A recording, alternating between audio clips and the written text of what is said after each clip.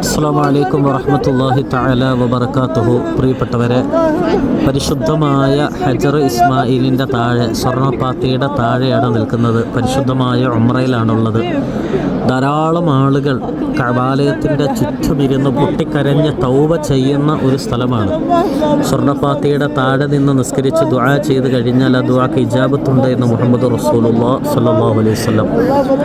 ഈ ഒരു പരിശുദ്ധമായ സ്ഥലത്ത് എൻ്റെ പ്രിയപ്പെട്ടവരെ ഞാൻ ഓർക്കുകയാണ്. അല്ലാഹു സുബ്ഹാനഹു തആല ഒരുപാട് സഹോദരി സഹോദരങ്ങൾ എണ്ണിയാൽ ഒടുങ്ങാത്ത രീതിയിൽ പലരും വിളിച്ചിട്ട് പല വിഷമങ്ങളും പറഞ്ഞിരുന്നു. അള്ളാഹു എല്ലാവരുടെയും എല്ലാ വിഷമങ്ങളും മാറ്റി എല്ലാ ഹലാലായ മുറാദുകളും പടച്ച റബ്ബ് ഹാസിലാക്കി തരുമാറാവട്ടെ.